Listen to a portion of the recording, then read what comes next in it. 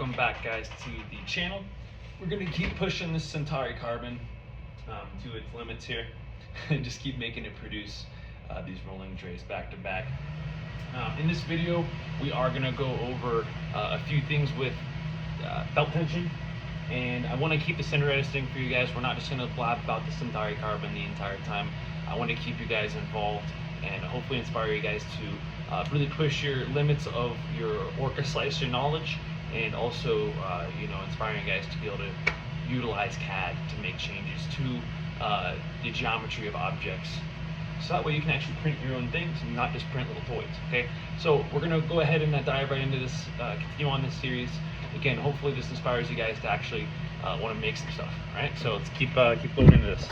Go on with the Centauri Carbon series. As the next part of the video, I'm just going to keep putting this thing to work now that we have our riser completed. I'm just really quickly going to check belt tension. I haven't done that yet with our 109 hours on it, so I'm just going to go around and kind of put tension on each belt, and we're going to kind of do like an audible test, almost like you're feeling like a motorcycle chain, right? We're just going to be kind of feeling the feedback that we get, and then also listening to the audible sound that it makes. So let's keep going around.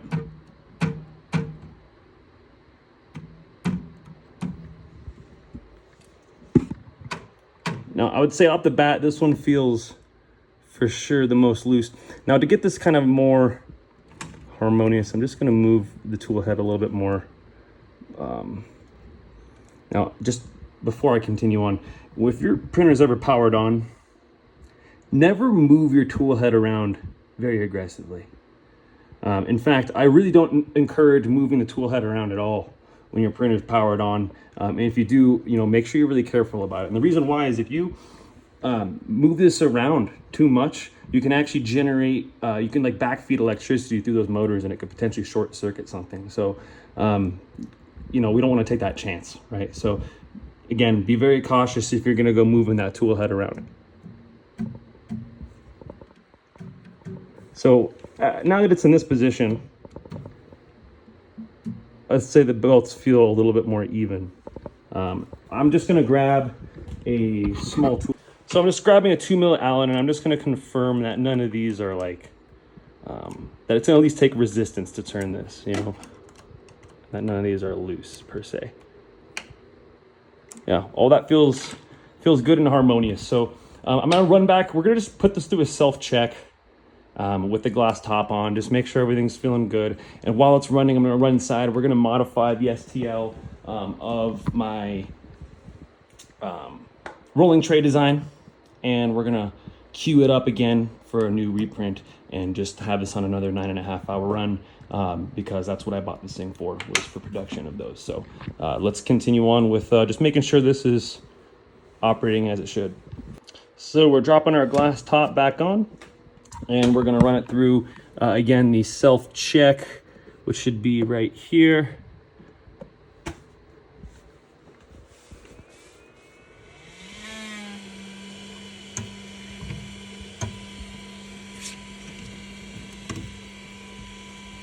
One thing I'm going to do too is just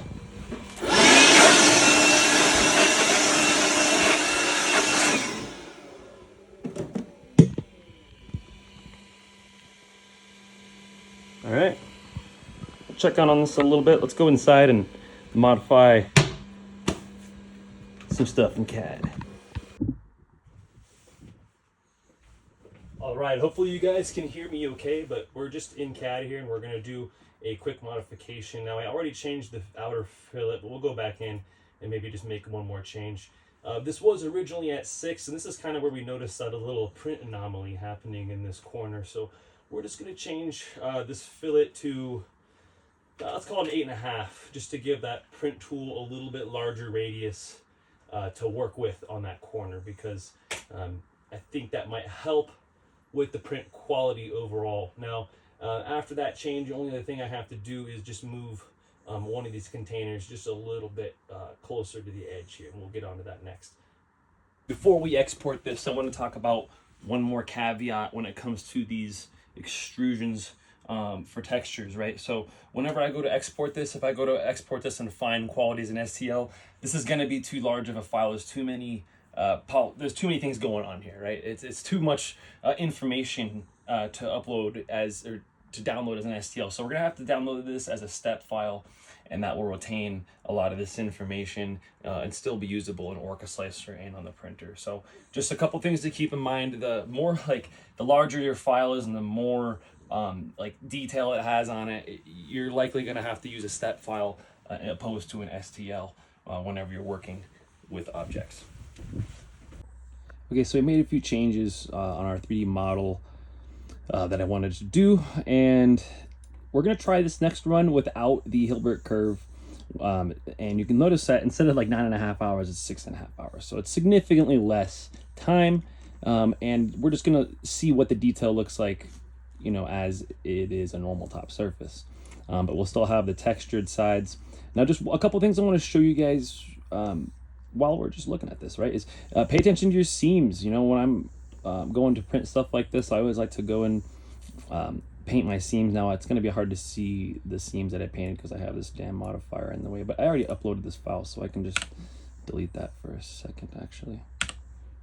Okay, so if I go and click on this and go into this seam painting, we can actually draw vertical seams. I like to check the vertical, and you can actually draw where you want your seams to be, okay? And you want them to, you know, ideally the customer will be using the product from this standpoint, and you can see that the seams are not visible from this vantage point, but from this vantage point, the seams are a little more visible. So just some things to take into consideration when you're setting yourself up for a 3D print. Now, I had to move this opening a little bit further back, and then I actually filleted these corners a little bit more just to see if that helps with that little problem we had on that front corner. So but if we peel this back, now you'll notice right before it applies that top layer, it's doing a lot less bridging going across that 12% infill.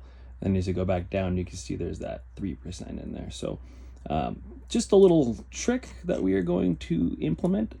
And I've done that for other things as well. So it's a cool little thing you can do with modifiers on Orca Slicer is you can kind of add infill density to certain areas if you're trying to make certain areas stronger and certain areas weaker to save filament. So this is only going to cost 327 grams, and it is about 6.5 hours. So let's go ahead and print this out and see what it looks like.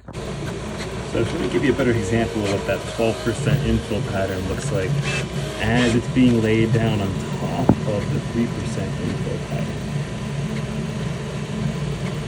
So not very pretty the first few layers, but after a few layers you'll have a nice solid 12% that it can lay the top surface down on. Here's just a little better look at that 12% infill pattern being laid on top of our 3% infill pattern.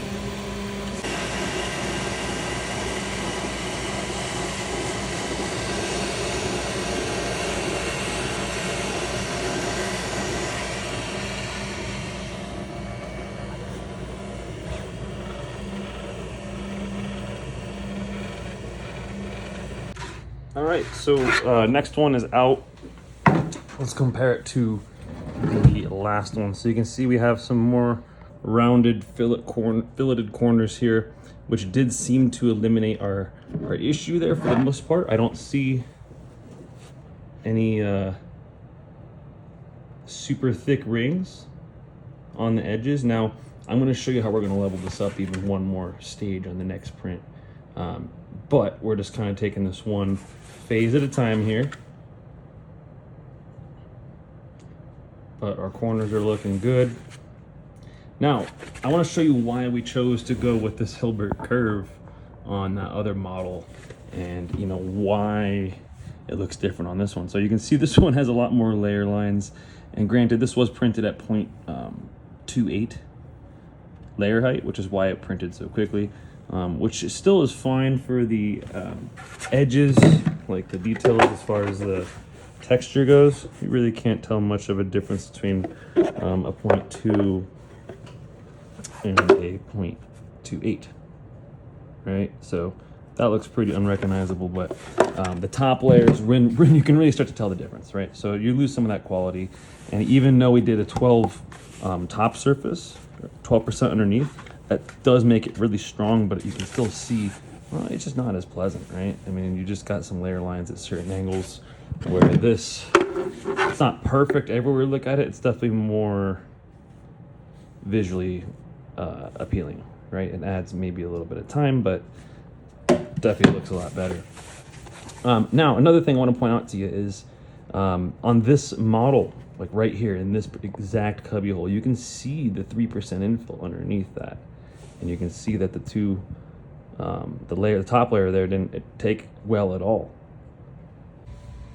All right, so we're continuing on. I'm really excited to show you guys what's in here. I'm hoping it's a grand finale of my rolling tray design. This has still been printing pretty good and reliably since we've had to update everything.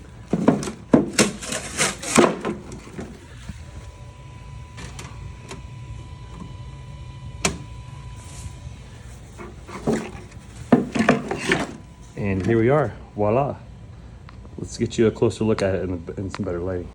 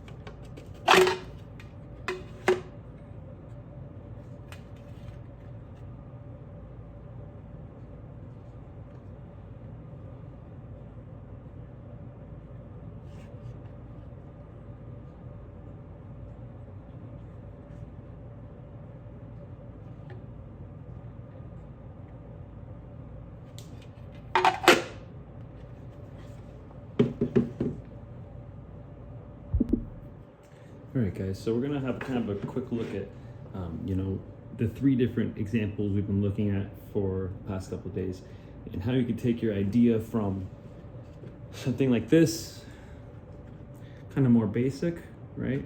And again, this one is printed at a 0.28 layer height. You can see a lot of the layer lines. This only took 6 hours to print. Just kind of a basic prototype idea. Again, right here, you can actually see the infill pattern underneath that 3% infill pattern. It does have some give to it right there. So again, these are just things that, you know, again, a prototype. We're just kind of printing out, getting our hands on it, figuring out what we need to work on. So and then you can kind of take your idea from that to something like this, where you work on the top texture and you kind of figure out, you know, maybe this will hide. It still makes it a little spongy, but it's a lot more firm. But then you kind of get to, you know, figure out, you know, what areas do we need to work on as far as the filleting goes. Remember, this model had the tighter fillets. I know this is in reverse order, but this one was technically printed after that one. But this was mainly for demonstration for you guys. And you can see giving a larger radius made that a much smoother corner to work with. And then taking that to the next notch, the final notch on our final product here, you can see we've added a lot of aesthetic to it, a lot of personality. Those corners, we've actually gone ahead and added some fuzzy skin. So now it's just a really finished looking product top with that Hilbert curve. Gives it a really nice appearance, and the honeycomb gives it some flair, some style, something unique. Strong magnets.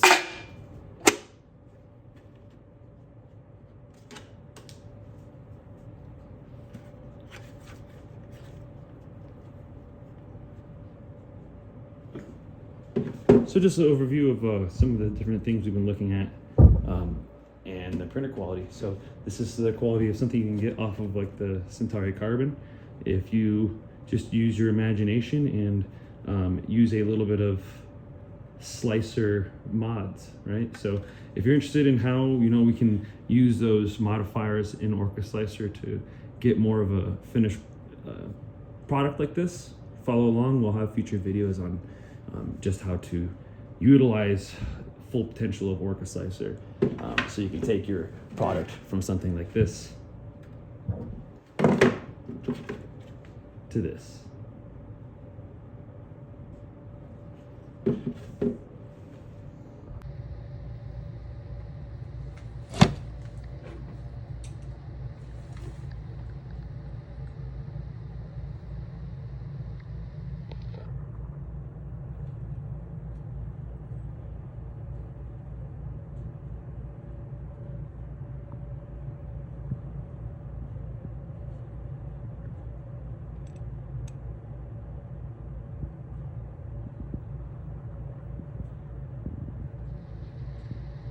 That's a wrap for today's video. We're just gonna keep you informed as we push this thing down along the line. Just to update anyone, I am in contact with Elegoo on getting replacement USB cables, and also some extra parts just in general. I wanna get some extra print head PCBs, a few extra cables, and let me know in the comments what else you think I should pick up as some spares. I wanna get a little parts thing going, so that way if I have this issue again on this printer, or maybe another one if I get it, I don't have to be waiting around for all this stuff to come from overseas. So that being said, just be patient with Elegoo. They do reply. They are working different hours than us, right? They do reply around this time of year. If you're watching this video right now, they're on a holiday right now, so I'm just gonna have to be patient, wait for them to get back to me. I'll update you guys whenever I have that stuff on order on the way here. But for now, it is holding up. So again, follow along, guys. Thank you for watching.